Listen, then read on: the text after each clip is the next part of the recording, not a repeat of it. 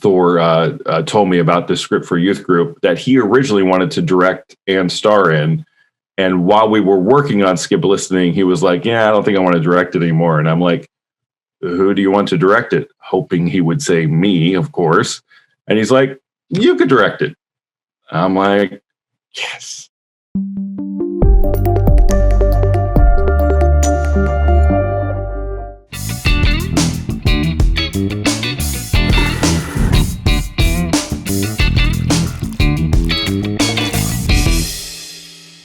Hello, Against the Tide Media family. It's Justen Overlander, associate producer of The Chosen, and I am going to interview my dear friend, the director of Church People, Christopher Shawn Shaw. So, hello, hey, you're not Christopher. I'm sorry, I'm looking for Christopher. It's a little awkward. I'm not sure what's going on here. I thought Christopher was ready to talk, but I saw what appeared to be his cousin or something. Hey, how are you? Don't mind my assistant there. Oh, your assistant. Oh, yeah. So is it awkward to have an assistant that is kind of like a better looking version of you? You have no idea. All right. So Christopher and I, we go way back, actually. And way back. You have become a good friend of mine, and I'm so thankful to have you in my life, brother. And I'm just so excited about Church People. So I got to interview, that's wrong shoulder. I got to interview Thor. Can I pick Thor's nose quick? Boy, that is so difficult. Right there. Give it a little wiggle. Hey, Thor. I'm actually going to swap that out for a slightly more blurred backdrop because I think it's just a little bit distracting. But Thor played the lead in Church People. And Church People, give us the history, Christopher, because I don't think that Thor and I got into it too much, other than it took forever. So the floor is yours. Well, when you and I met, it was 2015. We met at one of the Lido Pizza get-togethers I facilitate. I try to facilitate every time I'm in SoCal, which has been a couple years now. And Chris Jones invited you, I believe, to come join us. And what a fortuitous meeting that was. So, well, you know what's really interesting about this now is, so Chris Jones and I reconnected just a month or two ago at Kappa Studios, because that's where he's officed out of right now. Shout out to Kappa Studios. Kappa is fantastic. Fantastic. Brad Silverman and team. I'm actually currently editing a whole video that I did that I will share only with the chosen partners, actually. So I don't want to, give too much away about that. But I sat down with Paul, Brad, John Quinn, the editor of The Chosen. I met John. He's cool. John is fantastic. And I was going to mention one more name, Lisa Kim. She got me the water because I was starting to stumble over my words. I was realizing I didn't drink enough water. No, I could tell. Do you remember? He's fabulous. I met Lisa at Lido's. She was only there once, I think.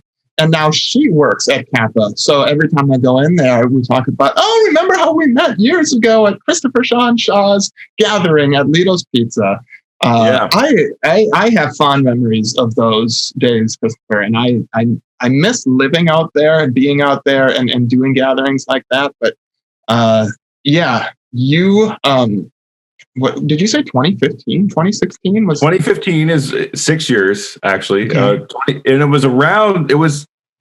I think it was September-ish, if I'm not mistaken. I could be wrong. But it was around this time, because when we met, I was about to have a big meeting. You remember talking about it? I was about to have a big meeting. We weren't even in pre-production yet. I think there was at least a verbal commitment of the money, but the money wasn't in the bank yet or something like that. But anyway, I think it was one of my whirlwind trips down there. I don't think I was down there that long that time. But anyway, back in 2010 is when I first got attached to Church People, which was at the time called Youth Group. Shout out to you longtime Youth Group fans who knew about it back then. But yeah, so I met Thor Ramsey on Facebook in 2009. And I'm making a very long story short, but we ended up collaborating on a short film called Skip Listening in 2010 for the 168 Film Project. And that was such a great experience, and we had a great time. And I remember sitting and editing. Shout out to Matthew Reitmeyer, who edited that little short. And we were sitting in Matthew Reitmeyer's editing bay, and I was hoping that Thor would want to work together again on something. And I'm like, so do you want to do this again next year? He's like, next year? I want to do this again next week. We love doing the 168. It's really fun. For those of you who don't know, you need to check out 168film.com. I can trace nearly every project I've been attached to over the years back to the 168 in some way, shape, or form. I either collaborated with somebody on the 168 or met them at the festival, or, they saw one of my 168 shorts on Facebook or whatever. I mean, I can trace nearly every project back to a connection with the 168. 168film.com, check it out for sure. And they're accepting submissions for this year. I don't know when this is going to air, but check it out, see if they're still accepting. But so anyway, it was while we were working on Skip Listening, actually, we were prepping to shoot it, that Thor told me about his script that he had called Youth Group. And the backstory for that script was, I don't know how long ago before that, but probably not too long before that.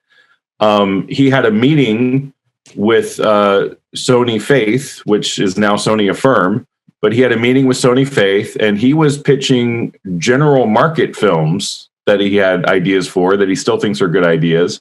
But they wanted to see something with faith element in it, obviously. So like, do you have anything with faith in it? And so he said, well, I have this story about a youth pastor in crisis. And they're like, we want to see that.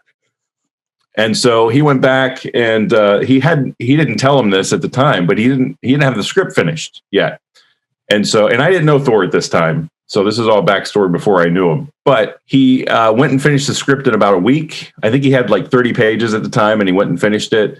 And then he submitted it. And there's a guy there named Josh Nadler, who I think is still with Sony Affirm. But Josh Nadler called him up and gave him notes on the draft that he sent him. And then Thor would do another one and send it back. And Josh would call him up and give him notes. He did that like about 5 times. And that seems pretty abnormal. I don't think that is a standard operating procedure in the film industry. But because, they weren't attached to the project or anything. It was just a pitch, And so he gave him notes like 5 times. And so by the time I was introduced to the script, I believe it was probably about the 6th or 7th draft. And what Josh told him was on that last note session was what your story needs is a big idea to bring all the characters together at the end, because the part about having the live crucifixion wasn't part of the story yet. And so Thor had his antennas up for the big idea. And his church plant pastor friend, and for those of you who don't know, Thor is a pastor of a church plant himself, but his church plant pastor friend called him up and was like, you're never going to believe what this famous church is going to do for their Easter service or Good Friday, one of the two, Easter or Good Friday. They're going to crucify a live human being. And Thor's like, no way. He's like, I'm looking at their social media right now. Like they're going to crucify. And so fast forward, turns out they investigated more. It wasn't actually true.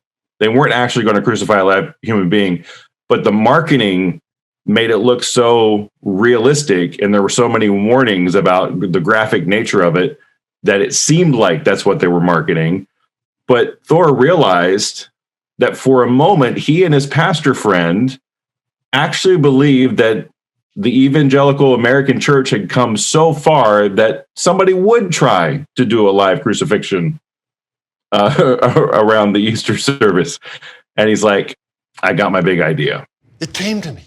Something really, really big for Good Friday. Uh-oh. an actual crucifixion. And we are bringing it to Sand Hills. You're going to crucify a human in church. Yes.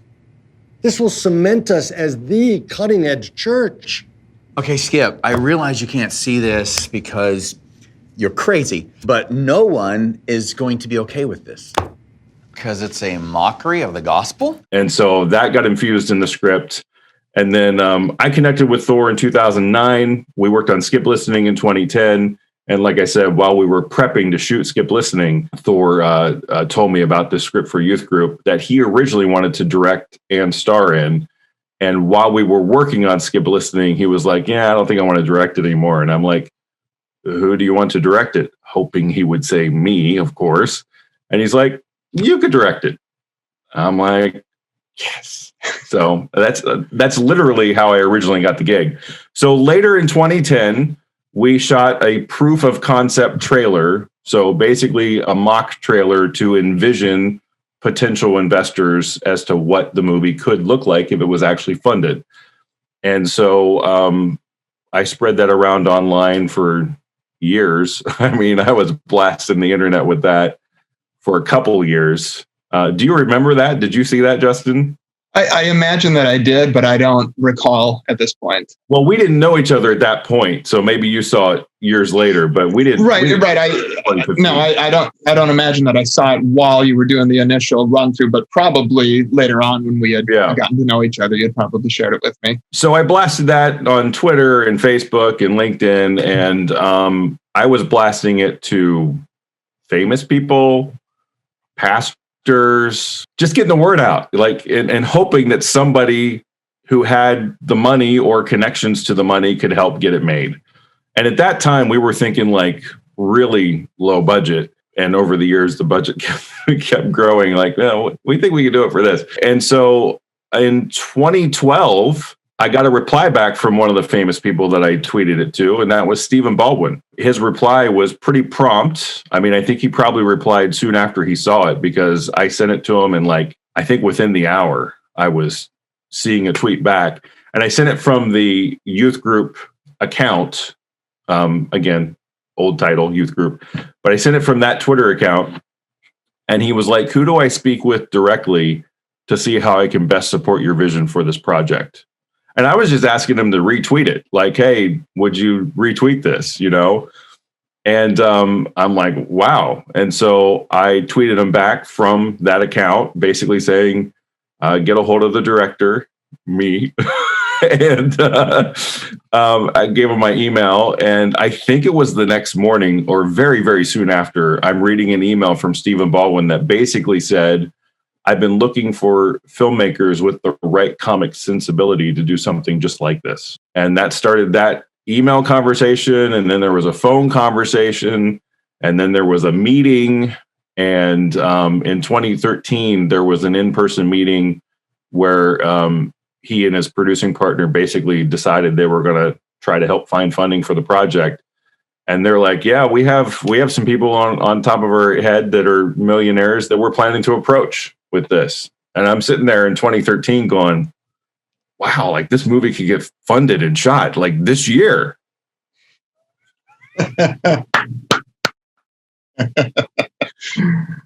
Very long story short, 3.5 years later, cameras roll on Youth Group. And it wasn't until significantly after we shot it, the title changed to Church People. Well, so if you watch behind the scenes stuff, like if you were in the theater and saw the behind the scenes, they're still referring to it as Youth Group because that was the title when we shot it. Well, and you were in post-production for a long time as well. I wasn't personally. I did get to sit with the editor. I did a director's cut. I sat with the editor, Michael D. Schultz. Shout out to Michael D. Schultz, 2-time Emmy-winning editor. He and I sat together for about 10 days, and we did a cut that we were pleased with. And then it went on to further revisions. And it wasn't so much posts that took a long time per se, because we had it pretty much edited by the end of the year, at least for the most part. We didn't have a distributor on board when we shot it. For those of you who don't know, when you make a movie, if you plan on people seeing it, there has to be some kind of a plan for distribution, whether you self-distribute it or you partner with a distributor. And so there was a search for a distributor that was the right fit. And that was one of the significant delays. So leading up to the shoot, getting the funding was the delay, and post-shoot, getting it, in the hands of the right distributor was a delay. That's a very, very long story short. But yes, I've been attached to this project for over 11 years. So this was no overnight success. Well, and that's the thing that a lot of people don't quite realize about the film industry is we hear of quote unquote overnight success stories, but inevitably there is a path to it. And even before doing Church People, even before the 11-year process of, Christopher, you can direct it, to now you're coming out on streaming platforms. I've seen it a couple of times now. I saw it in the theater, and it was so great. Thank you for that very much. Yeah. No, it was so great watching it with people and listening to them laugh at parts that I didn't even necessarily expect laughs at. When I watched it alone in my hotel room, there were parts that I thought, oh, this is hilarious, and people didn't laugh at. And then parts that I thought, oh, that's decent, that people are... It's just, you never know what the broad audience is going to react to. But essentially, the 11 years of you getting from the beginning of youth group to now Church People getting distribution, there was lead up before that you touched upon too, the 168 Film Festival, and I'm sure other. Mind you, well, that's how I met Thor. I mean, yes, I met him on Facebook, but it was very sparse communication, and we weren't buds or anything. And I was gearing up to do the 168 Film Project in 2010.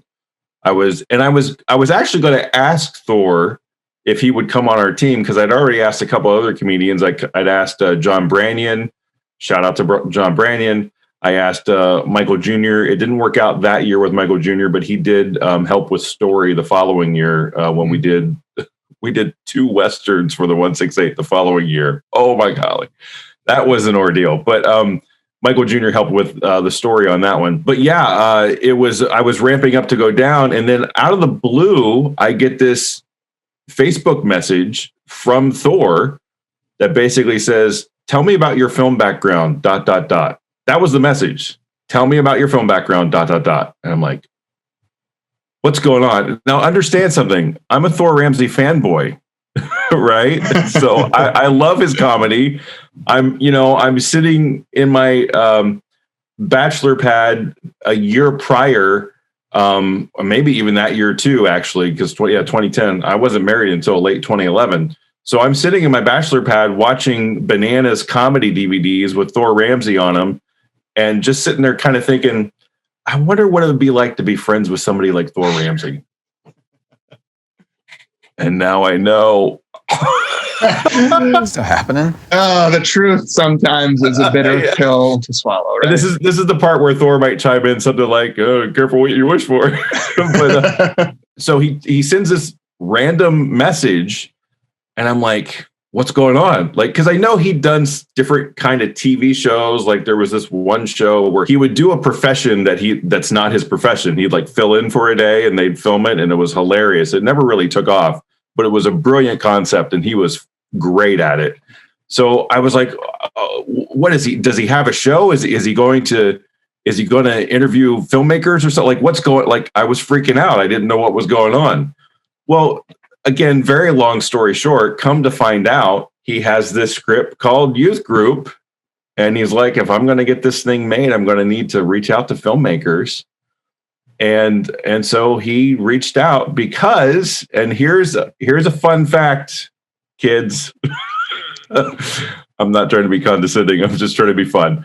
Here's a fun fact. Utilize the resources at your disposal, because around that time that he reached out, I was literally making goofy, quirky little videos in my bachelor pad with my goldfish. But why don't you ever say anything to me? But why don't you ever say anything to me? But why don't you ever say anything to me? It was my goldfish. me, and a camera.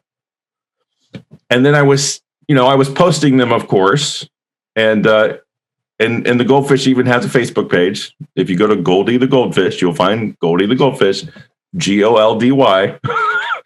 And there's about 11 videos there. But I would do these little quirky videos, and I would not only post them, but I also shoot them off to people. I probably sent them to John Branyan, and I probably sent them to Thor.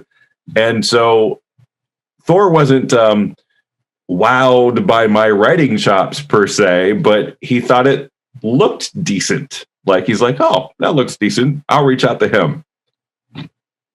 I mean, like, seriously. So, I mean, I basically, of course, it took several years from the point of contact to actually cameras rolling. But I basically went from directing my Goldfish to directing Thor Ramsey and Stephen Baldwin and William Baldwin and China Phillips and Donald Faison and Joey Fatone. Yeah, like you said, Thor wasn't enamored by your writing skills necessarily, but. Yeah, no, I mean, I'm a quirky dude. If you haven't figured that out already, I'm quirky, I'm goofy, and so my writing reflects that. And I don't think I'm a terrible writer, but I think Thor is a brilliant writer, and he's prolific. I mean, like, we're collaborating on a really fun feature right now with Darren Cogan, who was a producer on our short film Wireless for the 168 in 2018. And Thor and me not as a writer, but me as the filmmaker, but we're collaborating on a really fun time travel movie right now. I mean, it's really fun. And the dude's prolific. Like, we land on an idea, and a day or two later, he's got 12 pages, and they're hilarious. So, I mean, like, anyway. I need to send him a script or two of mine that I'm just stuck in. And well, I got to tell you something, dude. He is on a writing spree this year. I mean, he has already written this year around 5 scripts. Plus, he's working on a novel. Wow. And he's been doing he did a collaboration with Bone Hampton, Leland Clausen, Darren Streblow, and himself. That's called The Piano Movers. We have a draft of that script. Mm. He did a collaboration with Brad Stein called The Revenge of Adam and Eve. Hilarious. I mean, they're all comedies, and they're hilarious. They're funny. Mm-hmm. He did a collaboration with Bob Smiley called A Hard Left. We have drafts of all these scripts. He did a collaboration. What's another one? I think I'm missing one. And then he's collaborating. Oh, well, we have a feature-length version of Skip Listening that he's done a rewrite on, or a couple rewrites on. So that short film we did in 2010, there's a feature-length script for it. So we'd love to shoot that as well. But he's been on a writing spree, so I'm sure he would love to chat with you about it.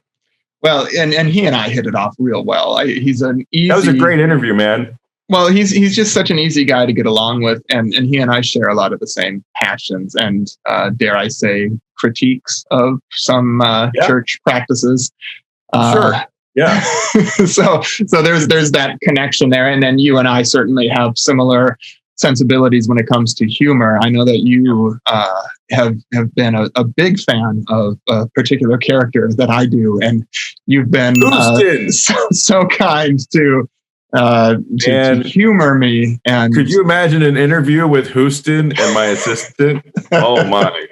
Well, and if you're watching this and you want to do some deep dives and internet searches, some Googling, find some conversations that Justen and Christopher Shawn on the Christopher Shawn Shaw show. Yeah. But it harkens back to what you said, and this is kind of gearing towards people that are looking at trying to establish themselves in this crazy industry of filmmaking. And maybe they want to do faith-based content. There is still room for a lot more faith-based content. Especially comedy. Yes, because how often do we see faith-based comedies? Almost never. Right. So Thor and I that. We have a bunch ready. Right, and you can't do them all. Producers. Right, yeah, and it can't just be you guys. It can't be you alone. You have to have you have to widen your team. And so, if there's anybody watching this that says, "I'm talented, I want to be on your team," make something, make some content, do your version of Justen or Goldie the Goldfish. Yeah, my goodness. I mean, that's not showing up. If you have a smartphone, look, there's my kids. Hi, kids. If you have a smartphone, you can make a movie. Yes. Yep. And stuff like this little ring light that I have on my computer. Yeah. I have a second ring light there, $30. I mean, the price is there. It doesn't have to look amazing. It just has to show that you're creative. Yeah. I'm sitting in my bachelor pad. I have an idea. I don't know. I might have been standing. I don't know. I don't remember the history that well. But I was in my bachelor pad. And I have this idea that involves a goldfish. Mm-hmm. It was one idea. And it was a bachelor talking straight into the camera. And you can see this on Goldie's Facebook page. It's the first video. A bachelor talking straight into the camera, basically talking about how pretty your eyes are and blah, blah, blah. And then he ends with, but why won't you ever talk to me? Reveal, he's staring through a goldfish bowl. And there's Goldie the Goldfish. Introducing Goldie the Goldfish. That was the idea. So I went out, I bought a goldfish, and that turned into like 10 other videos, I think. It's that simple. I mean, now granted, that's not a slam dunk. That doesn't mean it's going to work for you. I can't guarantee that. But this industry is a lot about who you know, and not in a nepotism kind of way, but it's who you know and who you collaborate with. I mean, you do something that somebody else sees and likes, they want to work with you. Yeah. I've never met who want to work with me because they've seen the work that I've done. And I can't the work that I've done that you've seen that you've probably really enjoyed may not have been Goldie the Goldfish. It may have been something else where I was surrounded by consummate professionals, Yeah. So, I mean, you don't do stuff in a vacuum. I mean, even with the Goldie the Goldfish, I needed the fish. Right. And let's not talk about where Goldie is right now. Yeah. But you bring up an interesting point, who you know. I've actually heard it rephrased, and I buy into this. It's not who you know, it's who knows you. And I think that's the key in getting your content out there. And you don't have to be TikTok famous or have, a million subs on YouTube or anything like that. If the right person sees your content and if they recognize that you're passionate, hardworking, talent is one thing. The desire and the work ethic, all of that, those are more important to me in my book anyway. And that somebody has heart and is easy to work with. That goes so far in my book. Yeah, that's a good content. That's a good tip. Be easy to work with. Because we don't want to work with divas. Divas aren't fun, but you said something. You said something that I'd like to even piggyback on and rephrase another way. You were saying about how it's not so much who you know, but who knows you. Mm-hmm. I like to say people don't know you exist unless they know you exist. And people don't know your work unless they see your work. So you could be super duper talented and sit on your couch and not pull out something like this if you don't have something else. But I mean, who's going to know you exist and who's going to know your work exists and who's going to know that you can do what you can do? Yeah. Just got to get started. Yeah.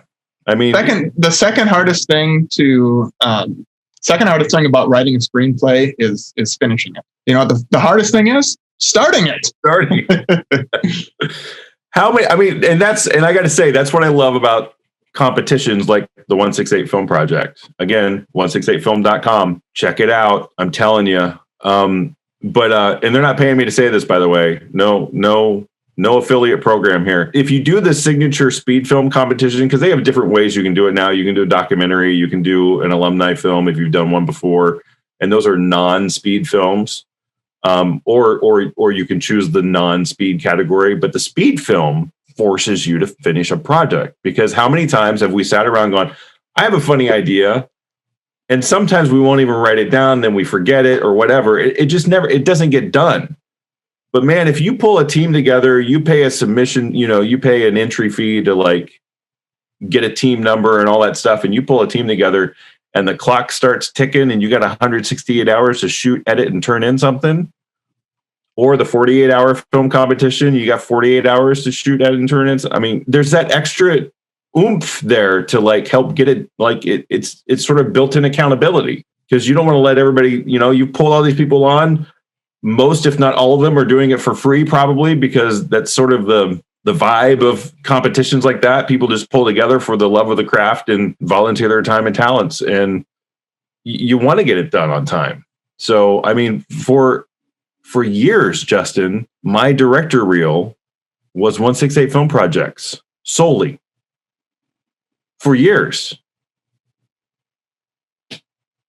It's built-in motivation is what it is. And if you recognize in yourself that sometimes motivation is your detriment or one area that you lack in, that's where especially a 168 can come into play. Or even the 48-hour film festival. That's a secular version that's done in a weekend, and they have tours. And it's way harder, because at least with, just FYI, with the 168, you have 10 or 11 days to write the script based on a theme and a verse. Then the 168 countdown starts, 168 hours, which is 7 days a week. Oh. The 48-hour is you got to write it and shoot it and edit it. I mean, you got to do all that within 48 hours. So it's the quality. I've done one of those, and basically, I need to sleep at some point. So I've only ever acted in 48-hour projects, and they've been energizing. And there are ways that people kind of manipulate the system now, where they have an idea, they have a script written that they can then adapt to whatever genre they draw from the hat. So if you're going into it as the competition element to want to win, that's probably not what I would recommend, 48-hour film festival. But if you just want to get a team together, make a project, have that deadline, hone your craft, have more, get something else on IMDb. I mean, IMDb credits, reel. I mean, there's so many things you can do with it, and then show people your work. Yeah, people aren't going to know your work if they don't see your work. So we should talk about church people for a couple minutes at least. But it's funny, you and I texting that. Well, when you and I texted the other day, I said, well, we could probably ramble on for 4 or 5 hours if we're not careful. And I think that this is valuable, especially for people that want to get into this industry. And so this has a value to it. Just you who's directed a project that is distributed now, I'm producer on a show that's distributed. I mean, for all intents and purposes, we're at a place that we can probably give some credible suggestions to people that are wanting to get into what we want to get into. Your story is very similar in that you didn't start as the associate producer on The Chosen. Right. So, I mean, I don't know.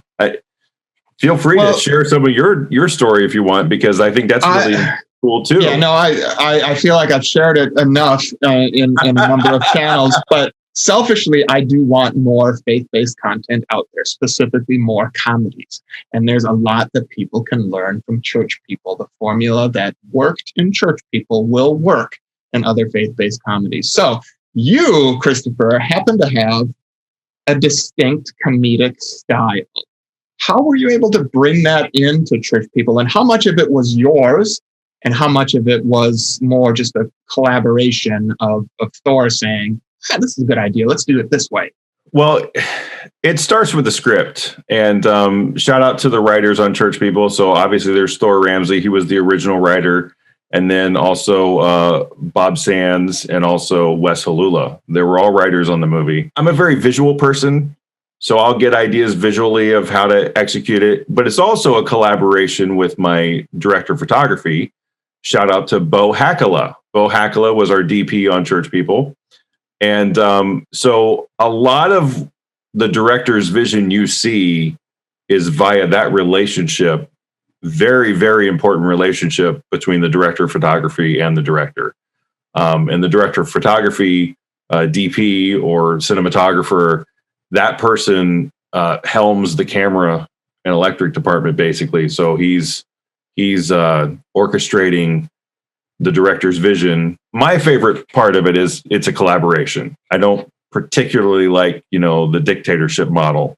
So if he's got a great idea, I want to hear it. If my idea is not going to work, I need to hear it, So call back to what you said earlier about be easy to work with, because it is a collaboration. Yeah. Easy to work with is key. It's a dance, and it takes a lot of people to make a major motion picture. A lot of people. We had a cast and crew of, I think, upwards of 80 people, and that's not including everybody who worked on post.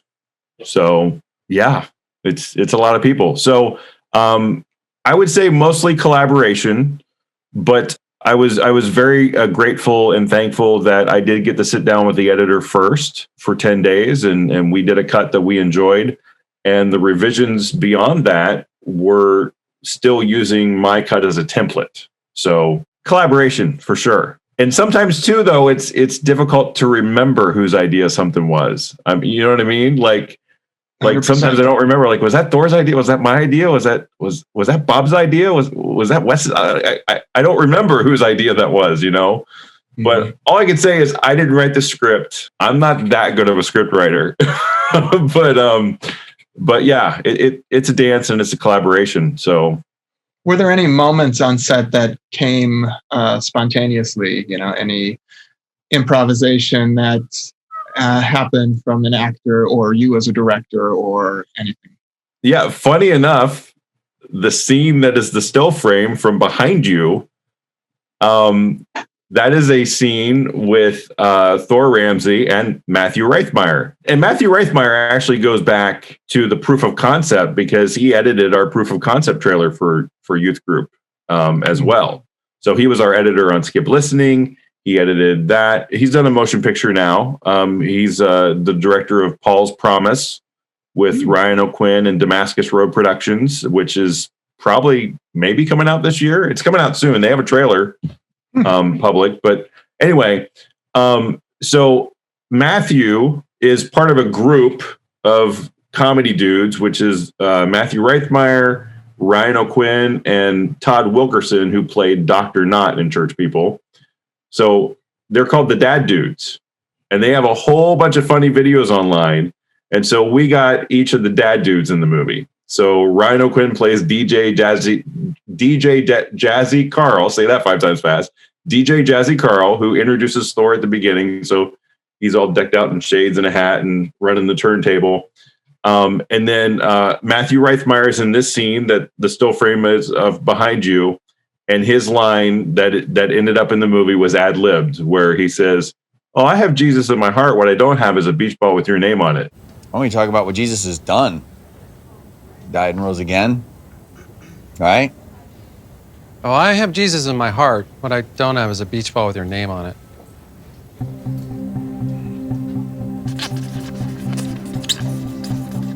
1 Corinthians 15. It's about what Jesus did. That was a Matthew Reithmeyer ad lib. And that's one of Thor's favorite lines in the movie, actually, that he didn't even write. So do you remember if that came out on a first take, or was that just something that you were kind of riffing a little later? I think that came out probably on a second or third take. Okay. I don't think that came, and to be honest, I don't even remember what the original line was. But I think we got the first or second take in the can, and then he did that, and then it was the funnier line.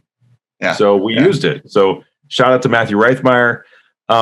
There was a lot of improv with Donald Faison, like that hallway scene where we first meet Donald. I think it's the second time the second time we see Donald, they go down the hallway and then they come out the other end to a crowd of people like selling merch and stuff. And he's like, "Go be the baller that you are." Like that whole scene, a lot of his lines, if not most of his lines, were ad-libbed. But I need you right now to be the baller I know you can be. Now you go out there and ball till you fall. Hey, y'all, look who's here. It's the baller. So yeah, there was some freedom to do that. What I like to do is I like to get what's on the page. And then if there's time, play. Like if there's time, let's do a fun take or two. And let's see, because when I'm in the editing room, I like to marry elements from different takes. Mm-hmm. I don't typically choose one take for the whole scene. I take this piece over here and this piece from this take over here and mesh them together. Well, and I can say as an actor, it's freeing once you know you have one in the can that works. Then all of a sudden that stress, and you can sometimes see it in actors. I know that I do it. I carry my stress in my shoulders where I just want to deliver this line correctly. I want to give them a usable take. I want it to be entertaining. I want it to get the point, all that. And then to hear that stress in that background photo you showed me of you, and can you point to that right now? What is that? Is that happening there? No, the background image that you showed me before we recorded of you and the Chosen. Are you holding that stress in that shot? No, probably not. Here. It's going to take me a second because I'm not quite all that skilled. I'm hijacking his interview to give him a so there. Justin Overlander in the Chosen. I look like I have released my stress in that one. I don't look like it's quite. But so that was a fun take. Yeah, that was probably third or fourth time doing it, and that was one where Dallas just said, "Okay, now just play with it, just have fun with it. Maybe you start your line a little bit earlier." And Dallas he's a great actor's director in that he just wants the actors to be as stress-free as possible. That's how you get good performance. Actors we're human beings. We can't perform if we are feeling the pressure of having to get this right. You have to do this. And if you don't, everybody's going to be mad at you. We're going to be over, there goes, now we're into Grace for lunch. Crew is getting upset because this actor keeps bumming them. The more stress that actor has, the tougher it's going to be to get that line up. And so once we know we've got one that's usable, then all of a sudden you're like, well, I can mess this one up. And then when you have that release, when you have that freedom, sometimes your best work comes out because you don't have that inner stress thinking, oh, I've got to get this right. No, it doesn't matter if I get this right or not. And that shows, that comes through. So I don't know, you worked with a variety of veteran actors. I mean, Donald Faison, certainly a very lengthy TV credit. I mean, Stephen Baldwin, for crying out loud, has been at this. And Michael Monks, who played Pastor Skip, veteran TV and film actor. I mean, he was in Air Force One and The Practice, recurring character for 4 seasons. I mean, so. And then when I talked to Thor, he was the first to say, I'm not an actor.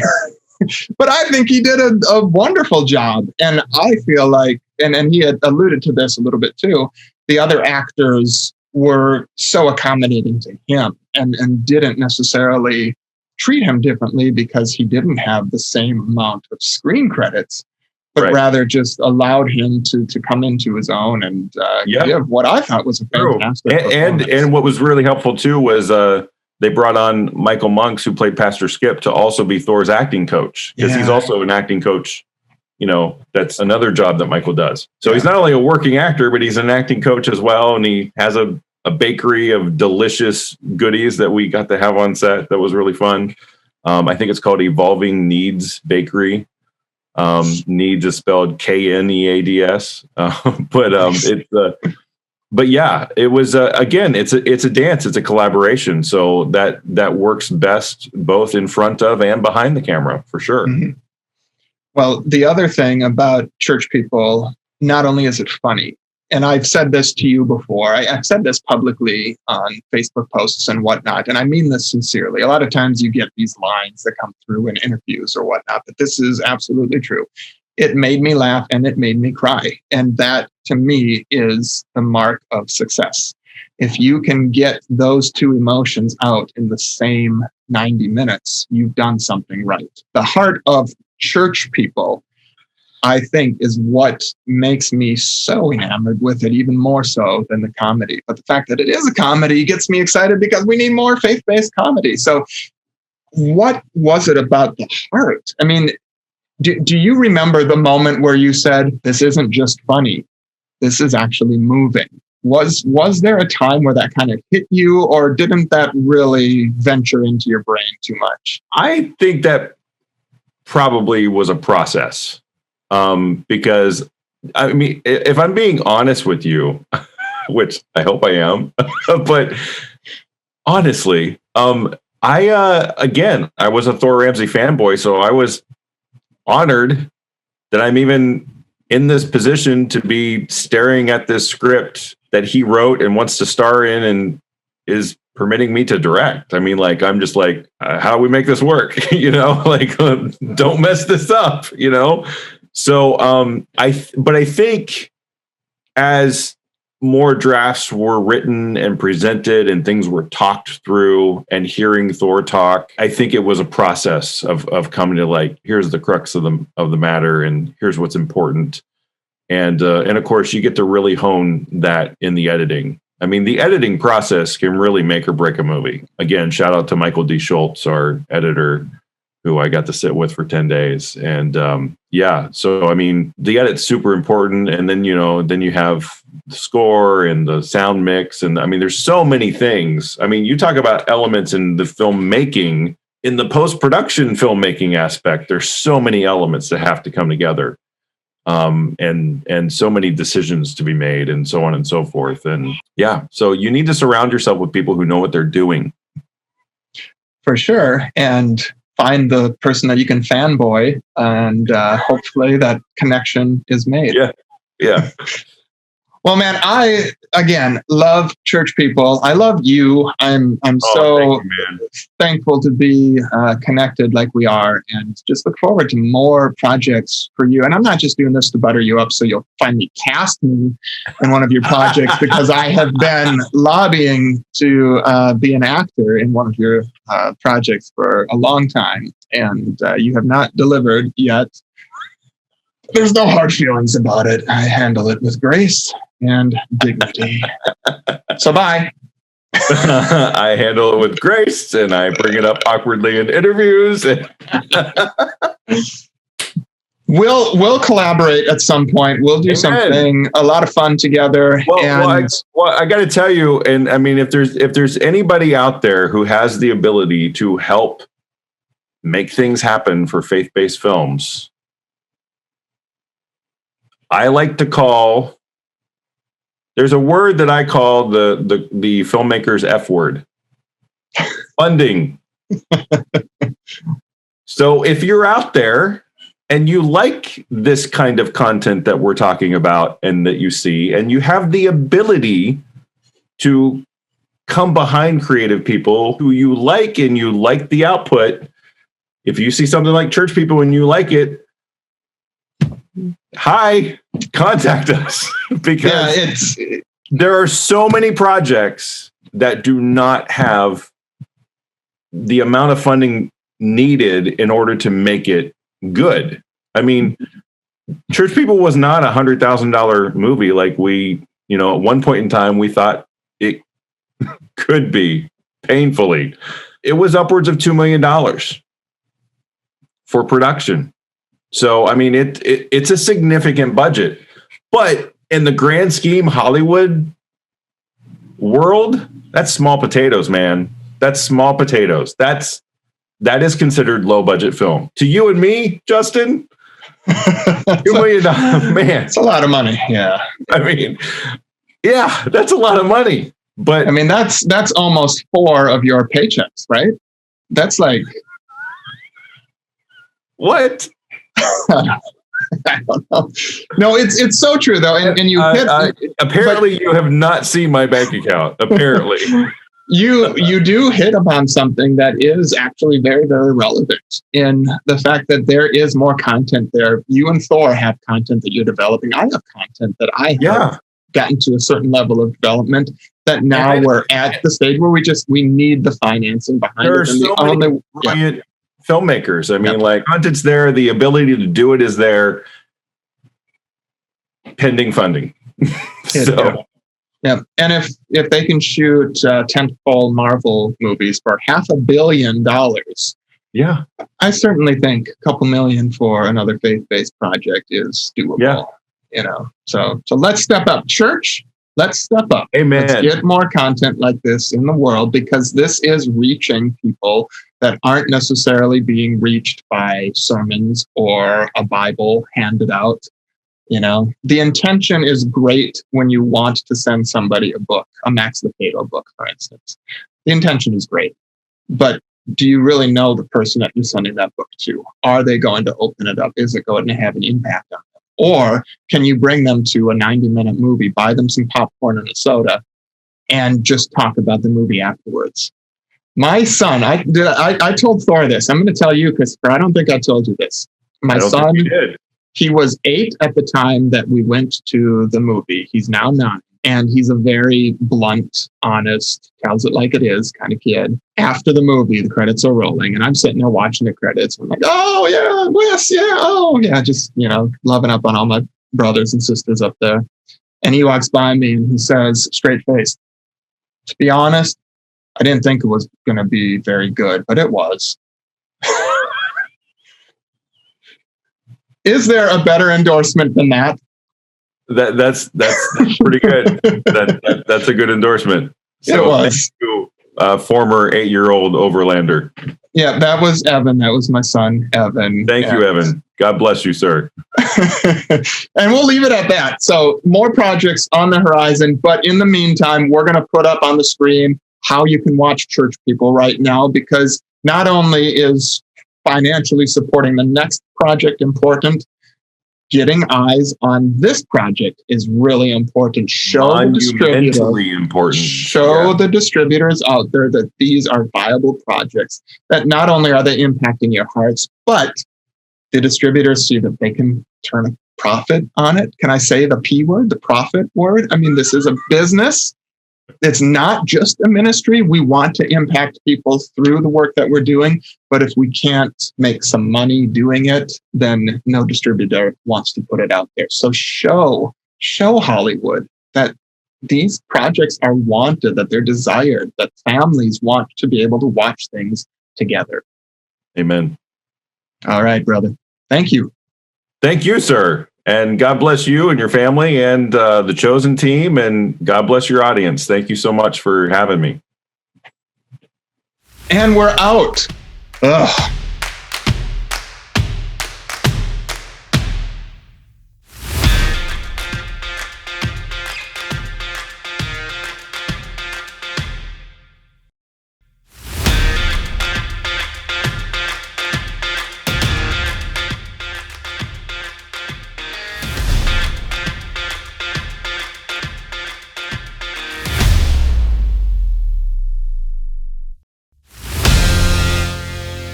Hey everyone, it's Noah Bennett, founder of Against the Tide Media.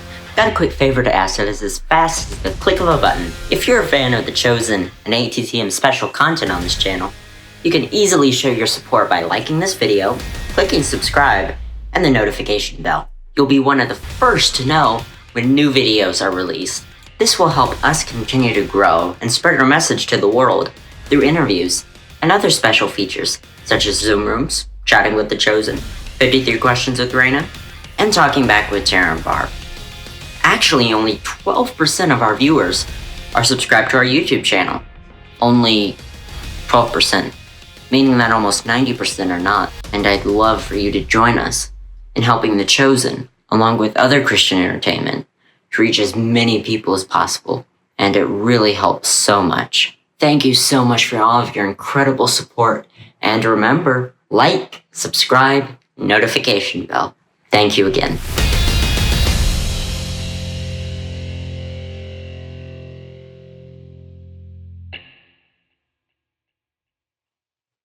All right. So where is... Oh, there we go. View.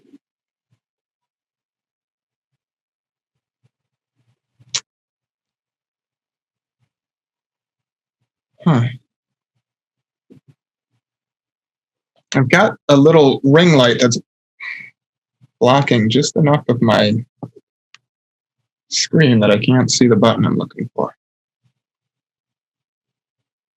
Sorry. I wish I could help, but I'm not your assistant.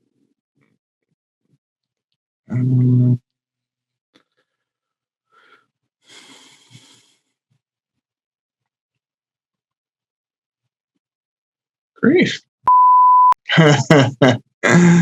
Sweet. All right. So I'm going to start on me, and then I'm going to introduce Christopher Shawn Shaw and be thoroughly disappointed that it's not who I was hoping it would be. And so utilize the resources around it. You don't have to wait for the phone to call. The phone to ring. or either way, Yeah, like you said, Thor wasn't enamored by your writing skills necessarily, but yeah, no, I mean, and I'm a quirky dude. If you haven't figured that out already, I'm quirky. I'm goofy. If you have a smartphone, you can make a movie. yes, yep. And honestly, I'm gonna wait for the phone to ring or the phone to call you. Either one. You don't need to wait for it. And we're out. Ugh, man, I hope people bought that load of donkey dung. Noah, if you use that as you're in big trouble. Yeah, don't use that, Noah. I was just going to say that. I better stop recording right now.